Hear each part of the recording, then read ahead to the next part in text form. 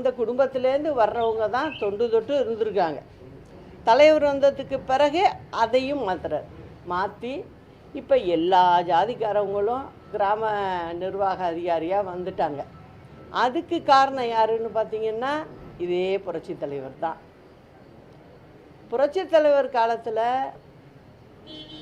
17 லட்சம் ஹெக்டேர் விவசாய நிலங்கள் இருந்தது. அதை அவர் காலத்திலேயே அதை 70 லட்சம் ஹெக்டேர் அளவுக்கு விவசாயத்தை பெருக்கி கொண்டு வர்றார். அதை செஞ்சவரும் புரட்சி தலைவர் தான். அது மட்டும் இல்லை, அந்த காலகட்டங்களில் கரும்பு விவசாயத்தில் இந்தியாவிலேயே தமிழ்நாடு தான் முதல் மாநிலமாக இருந்தது. நெல் விவசாயத்தில் இந்தியாவிலேயே 2வது மாநிலமாக கொண்டு வந்தார். இதெல்லாம் செஞ்சவரும் புரட்சி தலைவர் தான். அதே மாதிரி தொழில்துறையிலையும் நிறைய விரிவாக்கங்கள்லாம் செஞ்சவரும் அவர் தான். இன்றைக்கி சொல்கிறோம் பெருமையாக டைட்டன் வாட்ச் அப்படின்னு சொல்கிறோம். உலக நாடுகள் எல்லா இடத்துக்கும் இந்த வாட்சுக்குன்னு ஒரு பேர் இருக்குது. அந்த பெருமையை நமக்கு சேர்த்து கொடுத்தவரும் புரட்சி தலைவர் தான். ஒரு கிருஷ்ணகிரியில் மாவட்டத்தில் ஓசூருங்கிற ஒரு சின்ன ஊர், தலைவர் காலத்தில் நினச்சி பாருங்கள், இப்போ நல்லா வளர்ந்து வந்திருக்கு. அந்த காலத்தில் பாருங்கள் எப்படி இருந்திருக்கும் அந்த ஊருன்னு. அங்கே கிட்டத்தட்ட 25,000-30,000 பேருக்கு வேலை வாய்ப்புகளை உருவாக்கி வச்சவரும் புரட்சி தலைவர் தான். எதை நினச்சி செய்கிறாரு? கிராம பகுதிகளில் உள்ள பிள்ளைகளுக்கு வேலை கிடைக்கணும். குறிப்பாக அந்த தொழிலில் அதிகம் வேலை பார்க்குறவங்க யாருன்னா தமிழ்நாட்டு பெண்கள். கிட்டத்தட்ட 15,000 பேருக்கு தமிழ்நாட்டு பெண்கள் மட்டுமே வேலை செய்கிறாங்க. அதில் இதெல்லாம் கொண்டு வந்ததும் அவர் தான். அது கொண்டு வந்தது மட்டும் இல்லை, 28.74% பங்கையும் நம்ம நிறுவனத்துக்கே வச்சுக்கிட்டார். அதோடைய மதிப்பு நமக்கு பின்பக்கம்தான், கீழே தான் அந்த ஷேர் வச்சுருக்கிறதுல டாட்டாவே இருக்குது. முதன்மையாக ஷேர் வச்சுருக்கிறது யாருன்னா நம்ம தான் வச்சுருக்கோம். அதில் அதனுடைய மதிப்பு இன்னைக்கு 85,000 கோடி. இந்த மாதிரி நம்ம மக்களுக்காக சேர்த்து வச்சுட்டு போன தலைவர். அதே மாதிரி இன்னொன்றையும் சொல்கிறேன். அதாவது அம்மா ஆட்சி சமயத்தில் என்ன ஆகுது, நெய்வேலி லிக்னைட் கார்பரேஷன் அங்கே பங்கை விற்கிறாங்க. தனியாருக்கு விற்கிறதுக்கு முயற்சிகள் நடக்குது. இந்த முயற்சி 2006லே நடக்குது. அப்போ முதலமைச்சராக திரு கருணாநிதி அவர்கள் இருக்கார். அவர்கிட்ட போய் தொழிற்சங்கத்தை சேர்ந்தவங்கெல்லாம் தொந்தரவு பண்ணுறாங்க, இதுக்கு ஏதாவது ஒரு வழியை பாருங்க அப்படின்னு. அவர் தான் எந்த வழியும் பார்க்க மாட்டாரே. அப்போதைக்கு தப்பிச்சு போனால் போகிறோம் அப்படின்னு சொல்லி அப்போதைக்கு இது இப்போ வித்துறாதீங்க அப்படின்னு சொல்லி இழுக்கிறாரு. ஆனால் அந்த பிரச்சனைக்கு ஒரு முடிவு காணலை அவர். அம்மா வர்றாங்க, 2013 அம்மா இருக்காங்க ஆட்சி. இதே பிரச்சனை வருது. அதில் 5% பங்கை தனியார்கிட்ட விற்கிறதுக்கு மத்திய அரசு ரெடி ஆகிட்டாங்க. அப்போது யார் அங்கே அரசாங்கம் நடத்துனதுன்னு பார்த்தீங்கன்னா காங்கிரஸ் கவர்மெண்ட்டு. காங்கிரஸ் அரசாங்கம் தான் மத்தியில் இருந்துச்சு. திரு மன்மோகன் சிங் அவர்கள் பிரதம மந்திரியாக இருக்கார். அம்மா நேராக போனாங்க, போய் இதை விற்கக்கூடாது, எங்கள் தொழிலாளர்களுக்கு பிரச்சனை, அதனால் இதை நீங்கள் விற்கணும்னு முடிவு பண்ணிங்கன்னா நாங்களே எடுத்துக்கிறோம், தமிழக அரசே நாங்கள் எடுத்துக்கிறோம் அப்படின்னு சொல்லி நம்ம பொதுத்துறை நிறுவனங்கள் வழியாக அந்த 5% வாங்கி வச்சுட்டு போனவங்க யார்? புரட்சி தலைவி அம்மா தான். இது மாதிரி பார்த்திங்கன்னா எங்கள் தலைவர்கள் தான், எங்கள் முன்னோடிகள். புரட்சி தலைவரும் சரி, அம்மாவும் சரி, 2 பேரும் மக்களுக்காக உழைத்தவர்கள். அதனால தான் இன்றைக்கும் அவங்க எல்லார் மனசுலையும் வாழ்ந்துக்கிட்டு இருக்காங்க. இதுதான். இப்போ நான் வரேன், இப்போ உள்ள நடைமுறைக்கு வரணும் இல்லையா? இப்போ முதலமைச்சர் என்ன சொல்கிறாரு, நாங்கள் வந்து எனக்கு வந்து கம்பு சுத்த தெரியும், எல்லா வேலையும் தெரியும், கார் ஓட்ட தெரியும். ரொம்ப முக்கியமான விஷயம் பாருங்க, இது ஒரு முதலமைச்சருக்கு கார் ஓட்ட தெரியும்.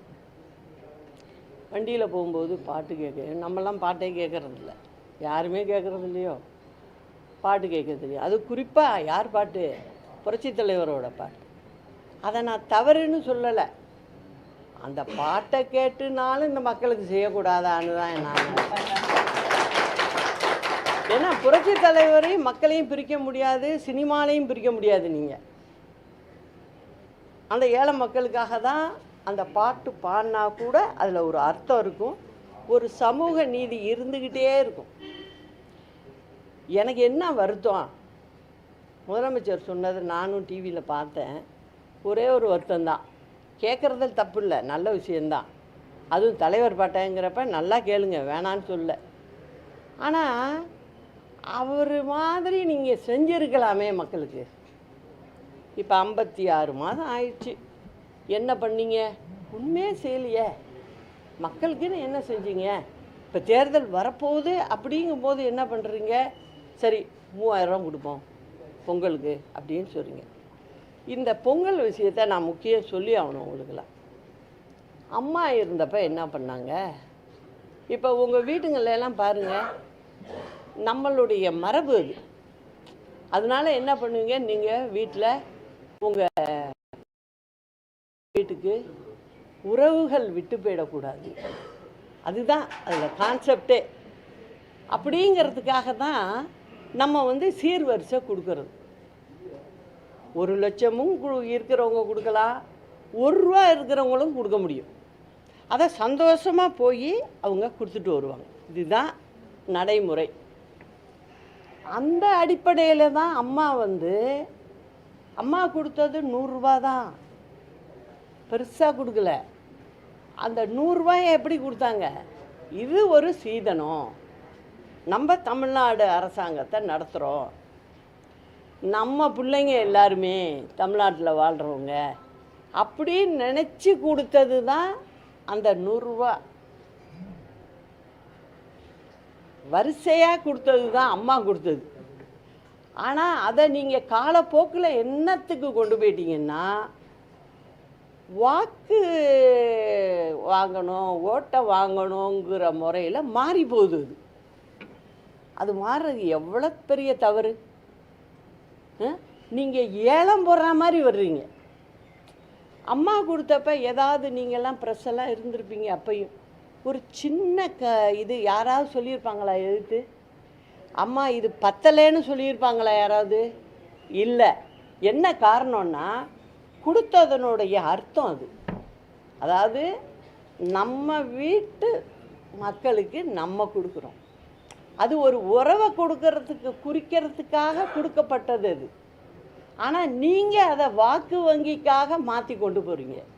கொண்டு போகிறது ரொம்ப பெரிய தவறு. அது மட்டும் இல்லை, இன்னொன்னையும் சொல்கிறேன். சரி, நீங்கள் எப்பப்பா ஆட்சிக்கு வந்தீங்க? 56 மாதம் ஆயிடுச்சு, இதில் பொங்கலே வரலையா? நீங்கள் 22ல் நீங்கள் வந்து ஆட்சிக்கு வர்றீங்க, 22வது வருஷம் கொடுத்தீங்களா நீங்கள் பொங்கலுக்கு மக்களுக்கு? கொடுக்கல. சரி, 23ல் என்ன பண்ணுறீங்க? 1000 ரூபா கொடுத்தீங்க. சரி, 24 கொடுக்கல. 25ல் கொடுத்தீங்களா? நீங்கள் கொடுக்கல. இப்போ அதனால் என்ன பண்ணுறீங்க? 2 வருஷம் நீங்கள் கொடுக்கல. அதனால் என்ன பண்ணுறீங்க? தேர்தல் வருதே, இன்னும் 4 மாதம் தானே இருக்குது, இந்த மக்கள்கிட்ட ஓட்டை எப்படியாவது வாங்கிடுவோம். அந்த வாங்குகிற வரைக்கும் என்ன வேணாலும் சொல்லாமே நம்ம, ஏன்னா அது திமுகவோட கலாச்சாரமே அப்படி. அதனால் என்ன செய்கிறாங்க அவங்க? இந்தாங்க 3000 ரூபாயை வச்சுக்கோங்க அப்படின்னு சொல்கிறாங்க. நான் என்ன கேட்குறேன், இது மாதிரி செய்கிறதுனால தமிழ்நாடு மக்களை நீங்கள் ஏமாளின்னு நினைக்கிறீங்களோ? அது இல்லைங்கிறத இந்த மக்கள் நிச்சயம் காட்டும் உங்களுக்கு அப்படிங்கிறதையும் நான் சொல்லிக்கிறேன். அது மட்டும் இல்லாமல் நீங்கள் பார்த்தீங்கன்னா, நீங்கள் வந்து பாட்டு பாடுறேங்கிறீங்க, இது பாட்டு பிடிக்குங்கிறீங்க, கார் ஓட்டுவேங்கிறீங்க, எல்லாம் செய்கிறீங்க. நான் கேட்குற கேள்வி ஒன்றே ஒன்று தான். இத்தனை கோடி மக்கள் உங்களை நம்பி வாக்களித்ததுக்கு நீங்கள் கார் ஓட்டுறதுனாலையோ இது கம்பு சுற்றுறதுனாலையோ ஒன்றும் இல்லை. நீங்கள் உங்களுக்கு கொடுத்த வேலை என்ன? முதலமைச்சர் பதவி. அந்த முதலமைச்சராக நீங்கள் வேலையை செஞ்சுருக்கலாம்லன்னு தான் கேட்குறேன். நீங்கள் முதல்வராக நீங்கள் செய்ய வேண்டிய வேலையை சரியாக செய்யணும்ல. இல்லைன்னா கிட்டத்தட்ட 17,500 பேர் கொலைகள் பட்டப்பகலில் நடந்திருக்கு. அதை பற்றி ஒன்றும் தெரில. இடையில என்ன பண்ணுறீங்க? வந்தோடனே எல்லாத்துக்கும் விலையை ஏற்றுறீங்க. அதே மாதிரி என்ன பண்ணுறீங்க? ஆவினுக்கு பல கலர் போடுறீங்க. அந்த பாட்டில் எல்லாம் வர்ற மாதிரி பல கலரில் போட்டு ஜனங்களை போட்டு கன்ஃபியூஸ் பண்ணி இதில் இத்தனை சதவீதம், அதில் அத்தனை சதவீதம் அப்படின்னு கேட்குறீங்க. நான் என்ன கேட்குறேன், அன்னைக்கு ஒரு விலையை நீங்கள் பாட்டு ஏற்றிட்டு போகிறீங்க. இப்போ என்ன பண்ணுறீங்க? ஆவின் விலை எல்லா சாமான்கள் விலையும் குறைக்கப்படும் அப்படிங்கிறீங்க. இது எதுக்காக? இந்த தேர்தலை நோக்கி தான். ஆக தேர்தல் பக்கத்தில் வரும்போது உங்களால் குறைக்க முடியுது. நான் என்ன கேட்குறேன், இதை நீங்கள் முதலே ஒழுங்காக செஞ்சுருக்கலாம்ல, ஏற்றாமல் இருந்திருக்கலாம்ல. உங்கள் நிர்வாகத்தில் நிறைய ஓட்டைகள் இருக்கு. நிர்வாகத்தை நீங்கள் சரி பண்ணாலே ஜனங்க தலையில் போய் இந்த கணத்தை தூக்கி வைக்க வேண்டிய அவசியம் இல்லை. ஆனால் அதை நீங்கள் செய்யலை. இதுதான் திமுக ஆட்சி. கேட்டால் சொல்லுவாங்க, நாங்கள் திராவிட ஆட்சி அப்படிம்பாங்க. இந்த திராவிடம்னு சொல்லிக்கிறது ஒன்று, இன்னொன்று ஒரு பக்கம் தமிழ்னு சொல்லிக்கிறது ஒன்று. இதை சொல்லிக்கிட்டு எத்தனை நாளைக்கு தான் மக்களை ஏமாற்ற முடியும்னு தெரியல. இப்போ ஒன்று புதுசாக ஒன்று சொல்கிறாங்க, எல்லாமே விளம்பர நோக்கு தான். என்ன சொல்கிறாங்க? இப்போ உங்களுடைய கனவு என்ன? அப்போ கனவுலே இருக்க சொல்கிறீங்களா மக்களை? எனக்கு புரியலை. அது உங்களுடைய கனவு என்ன? ஒருத்தங்க கனவு காண்றதுன்றது என்ன? நம்மளால் ஒன்று அடைய முடியலை, அப்போ கனவு காண்றது அப்படி அந்த அர்த்தமால போகுது நீங்கள் சொல்கிறது. நான் என்ன கேட்குறேன், இப்பயும் நீங்கள் மறைமுகமாக ஜனங்கள்கிட்ட என்ன சொல்கிறீங்க? மக்கள்கிட்ட கனவு காணுங்கங்கிறீங்க. உங்களுடைய கனவு என்னான்னு என்கிட்ட சொல்லுங்கங்கிறீங்க. இப்போ உங்களுக்கு வாக்களித்து 21ல் கஷ்டத்தை சொல்லி தானே ஒரு மாற்று வேணும்னு சொல்லி தானே மாற்றி போடுறாங்க. அப்போ நீங்களே எல்லாத்தையும் செய்யணும். அதை விட்டுட்டு இப்போ போய் புதுசாக உங்கள் கனவு என்ன, அதை நாங்கள் சரி பண்ணுறோன்னு சொல்லி அந்த திட்டத்துக்குள்ளேயும் ஒரு சூது இருக்குது. அதையும் சொல்கிறேன். அதை ஒரு தனியார் கம்பெனிகிட்ட கொடுக்குறாங்க அந்த வேலையை. ஏன்னா உங்கள் மனசில் என்ன கனவு இருக்குதுன்னு அவங்க தெரிஞ்சுக்கிட்டு போய் சொல்லணுமா. யார்?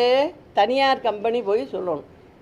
அதுக்கு ஒரு செலவு கொடுத்துவிட்டு இதில் போய் என்ன பண்ணுறாங்கன்னா, தன்னுடைய கட்சிக்கு எதுவும் பிரச்சனை இருக்கா, அந்த வீட்டில் ஓட்டு போடுறாங்களா இல்லையா, நம்மளை திட்டுறாங்களா என்னங்கிறத விசாரிக்கிறதுக்கு அரசாங்க பணத்தை கொடுத்து ஒரு குழுவை அமைச்சு அவங்க போய் விசாரிக்கிறாங்களாம். நான் என்ன கேட்குறேன், இது நீங்கள் வெளியில் எங்கேயாவது இருந்துக்கிட்டு ஒரு புதுசாக ஒரு தமிழ்நாட்டை பார்க்குறோம், அங்கே என்ன நடக்குதுன்னு தெரியலையே அப்படின்னு தெரிஞ்சுக்கிற மாதிரி இல்லை. உங்கள் கையில் ஆட்சி இருக்குது. ஆட்சி இருக்கும்போது மக்களுடைய குறைகள் என்ன, மக்கள் என்ன நினைக்கிறாங்க அப்படிங்கிறத தெரிஞ்சுக்கிட்டு செய்கிறவங்க தான் ஒரு அரசாங்கம். அது இல்லாமல் உங்களுக்கு எதுவும் கனவு இருக்கா, அந்த கனவையும் நாங்கள் நிறைவேற்றுவோம். எதுக்குமே திமுகவில் ஒன்று பார்த்தீங்கன்னா முடிவே இருக்காது. ஒன்று சொல்லி சொல்லி அப்படியே காலத்தை கழித்து 5 வருஷத்தை ஓட்டி திருப்பி அடுத்த 5 வருஷத்துக்கு என்ன அஸ்திவாரம் போடலாம், என்னத்தை சொல்லலாம், இந்த மக்களை ஏமாற்றலாம் அப்படின்னு சொல்லிட்டு நீங்கள் ஏமாற்றிக்கிட்டு போகிறீங்க. இது எதையும் நாங்கள் நடக்க விட மாட்டோம். எல்லாரும் நினைக்கலாம், அதாவது இது எப்படி அங்கே பெரிய கூட்டணி இருக்கே அப்படின்னு. நிச்சயமாக அதுவும் மாறும். அதுதான் நான் சொல்லிக்கிறது. சரி. அவங்க தோற்றுவித்த அதிமுகவை இப்போ எடப்பாடி பழனிசாமி வழிநடத்திட்டு இருக்காரு. அவருடைய கொள்கைகள் கோட்பாடுகளையும் ஒத்துதான் நான் ஒன்னே ஒன்று அதிமுக எப்படி இயங்குது? நான் ஒன்னே ஒன்று சொல்கிறேன் தம்பி, நல்லா புரிஞ்சுக்குங்க. அதாவது ஒரு பெரிய மலை இருந்துச்சு, அது கருங்கல் மலை. ஒரு ஆள் என்ன பண்ணுறாரு, ஒரு பெரிய கடப்பாறை எடுத்துகிட்டு போகிறாரு. எடுத்துகிட்டு போய் என்ன பண்ணுறாரு, இதை உடச்சி இதுலேருந்து கொஞ்சம் கல்லை பேத்து எடுப்போம் அப்படின்னு நினைக்கிறார். நினச்சிக்கிட்டு போய் அவர் முயற்சி பண்ணுறாரு, ஆனால் முடியல. அப்போ அப்படி திரும்பி பார்க்குறாரு, அந்த மலையிலே பார்த்தீங்கன்னா ஒரு 6 அடியில் ஒரு மரம் வளர்ந்துருக்கு. நம்ம கடப்பாறையை போட்டு இடிக்கிறோம், இது ஒரு கடப்பாறை தான் எகிறுத ஒழிய அதில் ஒரு சின்ன ஒன்றுமே காணுமே, இது எப்படி இந்த மரம் இங்கே வளர்ந்துது அப்படின்ட்டு பார்க்குறாரு. அந்த மரம் என்ன சொல்லுது, சொல்லாமல் சொல்லுது அப்படின்னு பார்த்தீங்கன்னா, ஒரு விதை, அந்த விதை அந்த இடத்துல விழுது, அது அங்கே முளைத்து வேறுட்டு வளர்ந்து வருது. அப்போது அங்கே வேற ஒன்றுமே ரகசியம் இல்லை, அந்த விதைகிட்ட இருந்தது அன்பு மட்டுமே.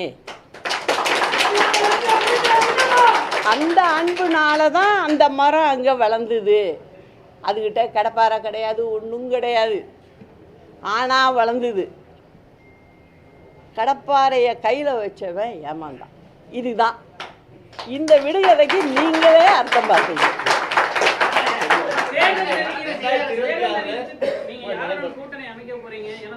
நான் தான் இப்போ சொல்லிட்டேன்ல, இந்த கதையில் எல்லாமே இருக்கு. இல்லை, இந்த கதையில் எல்லாமே இருக்கு. ஏங்க, நான் 39 வருஷம் இந்த இது தலைவர் மறைகிறாரு. அன்னைக்கு நீங்களாம் சின்ன பையனாக இருந்திருப்பீங்க, நிச்சயம் உங்களோட சீனியருங்கள்ட்ட கேட்டு தெரிஞ்சுங்க. அன்னைக்கு அம்மாவை எப்படி பிடிச்சி தள்ளி விட்டாங்க கீழே. அங்கே பக்கத்தில் இந்த பொண்ணு சைஸ் தான் இருப்பேனா, நான் தான் பிடிக்கிறேன் அம்மாவை. அன்னைக்கு இருந்தது. அன்னைக்கு கேபினெட்டு யார் கையில் இருந்தது, 2ஆம் கட்ட தலைவர்கள் கையில் இருந்துச்சு.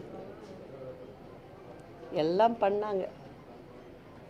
இப்படி இருந்த எங்ககிட்ட இவ்வளவுதான், இப்படி இருந்த எங்ககிட்ட வெற்றி பெற முடிஞ்சிச்சா அவங்க? அதனால சொல்கிறேன், அரசியலில் எப்போ என்ன வேணாலும் நடக்கலாம், அது நடக்கும். ஆனால் நான் திரும்பியும் சொல்கிறேன், புரட்சி தலைவர், புரட்சி தலைவி அம்மா, இவங்க 2 பேரும் ஆட்சியை நான் திரும்ப திரும்ப சொல்கிறதுக்கு காரணம் அதுதான் மக்களாட்சியாக இருந்தது. நான் எல்லாரையும் பார்த்துட்டேன். உண்மையான மக்களாட்சி அப்படின்னு சொன்னால் அந்த 2 தலைவர்கள் தான், அதில் மாற்று கருத்தே இல்லை. இப்போ உள்ளவங்கெல்லாம் சும்மா பேசிக்கிட்டு இந்த மாதிரி திமுக என்ன நினைக்குது, நமக்கு எதிரியே இல்லைப்பா, கண் தொலைவு வரைக்கும் பார்க்குறோம், எதிரியே இல்லைன்னு இருக்கு. நான் ஒருத்தி இருக்கிறதே மறந்துடுது.